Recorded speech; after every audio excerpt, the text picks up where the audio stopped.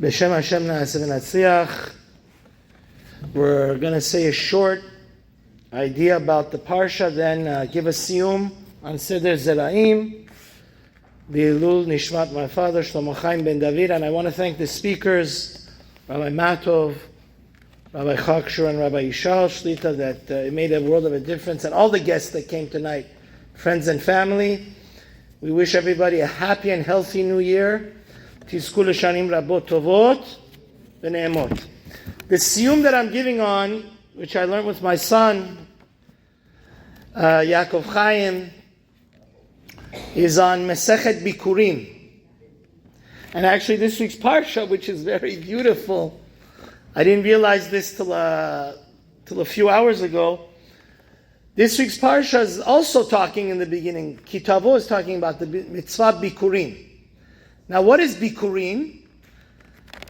We know the Holy Land of Israel is the land of milk and honey, and it has 7 fruits that we celebrate those fruits on the holiday of Tu B'Shvat, like olives and pomegranates and dates and figs and wheat and barley. So all these fruits, when you know that back in the day, most Jews were not Old MacDonald, but Old McDavid or Old McDaniel. Everybody used to have a farm. Everybody used to have an orchard. So the way it used to work is that the first fruits that would bud, they would put a red string around it. Then on the holiday of Shavuot, in a golden basket, the people that were wealthy, a golden silver basket, the first fruits out of these 7 fruits of Israel, they would give it to the Kohen. They would bring it to the Holy Temple in Jerusalem, in Yerushalayim HaKodesh, and they would give it to the Kohen. Now, there's a fascinating, anybody that learns the first Rashi, we're near the end of the year. We just have a few more parashot till we start Bereshit again, right? After Simchat Torah, in a few weeks. It says, Bereshit bara Elohim et hashamayim v'et haaretz. It means what? Because of the first, God created the heavens and the earth. Which means what? There's a fascinating midrash. It says, what's the whole reason God created this world?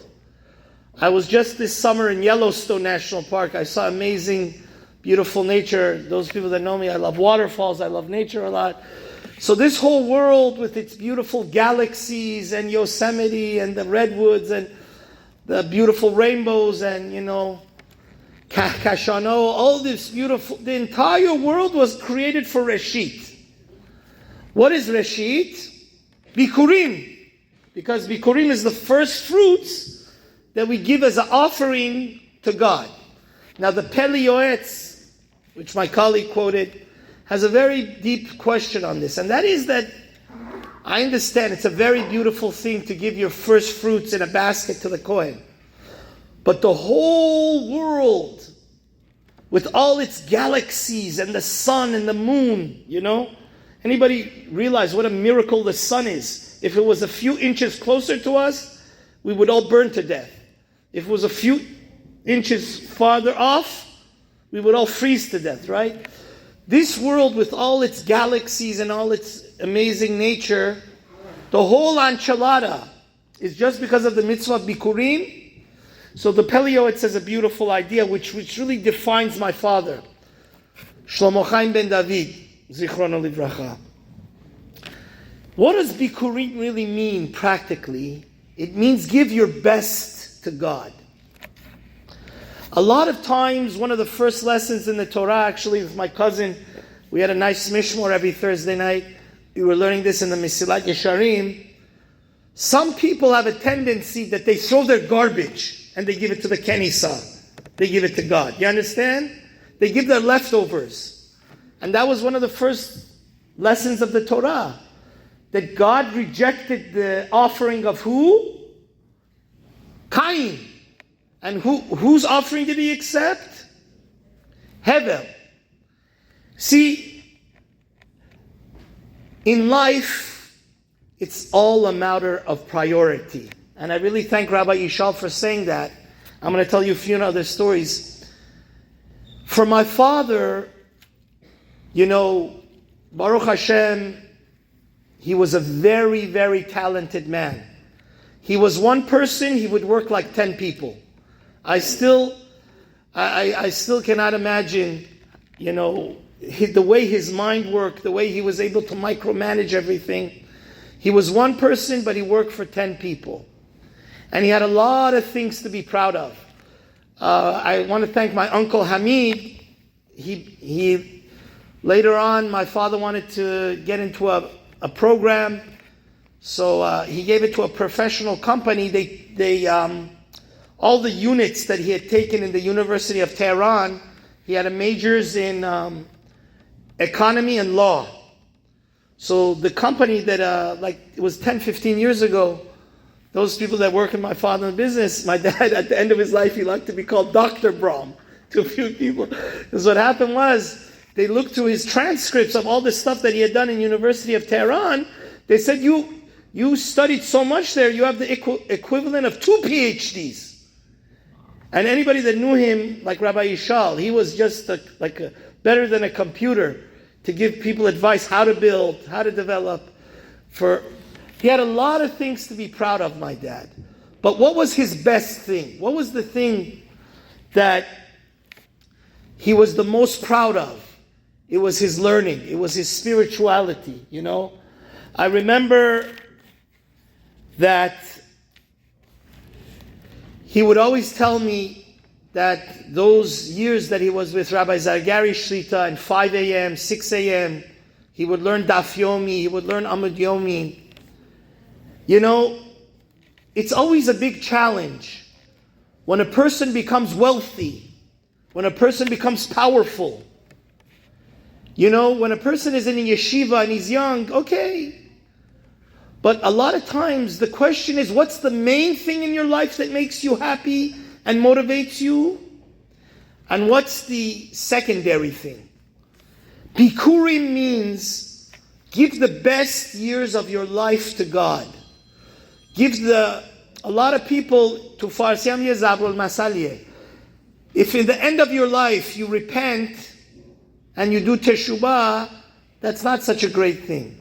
But the great thing is that while you're young and you have the power, you have the capacity to go have fun and party and go to disco and the bar every night, but you use your time to give your best years of your life, the most productive years of your life, to what? To God. That's what Bikurim means. And to my father, anybody that knew him, my brothers said this, it was a great, great zechut that they honored my dad in Baltimore in front of our rabbinical college, our yeshiva. It was, Rab Meir Baal Hanes says this very clearly. It says, Aseh Toratcha keva umelachtecha arai. That a person should make his work temporary, but his Torah, his Kenisa, praying, guys, you don't take any of your fun and games and your cars and your watches and your Rolexes. I was just with somebody, one of my dad's friends, I wish more of them were here tonight.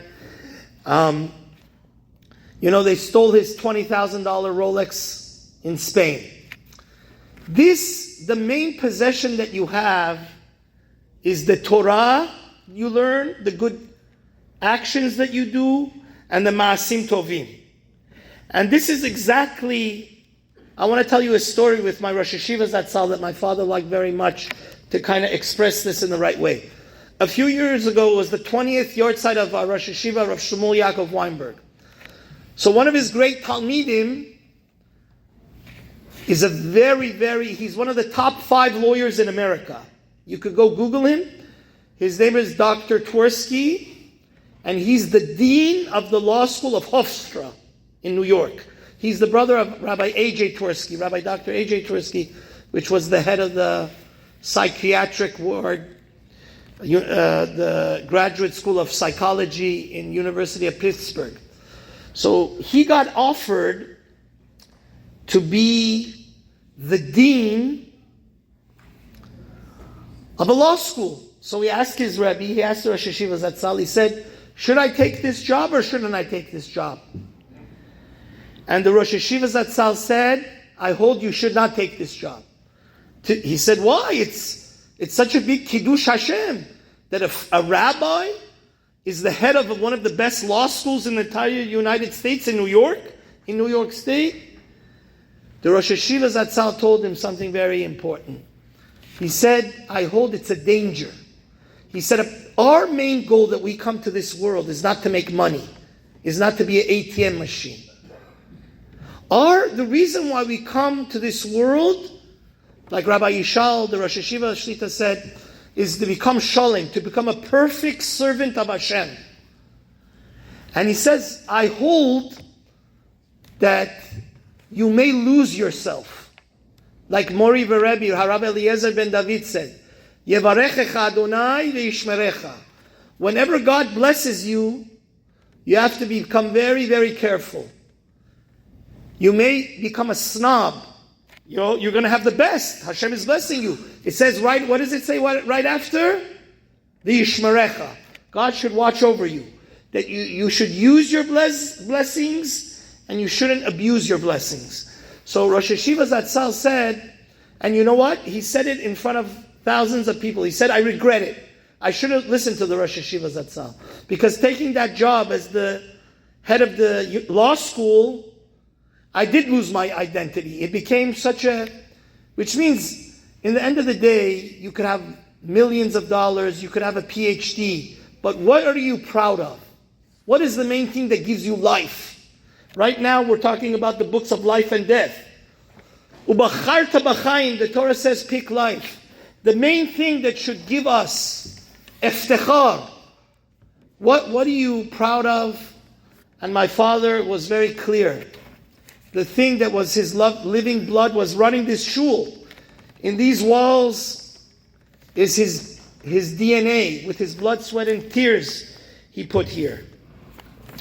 And we should all be zoche to understand this. This is the time of selichot. When you wake up in the morning, you have to ask yourself a question. Why am I getting up and paying 7 different types of insurance? Life insurance, health insurance, car insurance, home insurance. What is this all for? And my father was that living example. He was somebody that was super successful.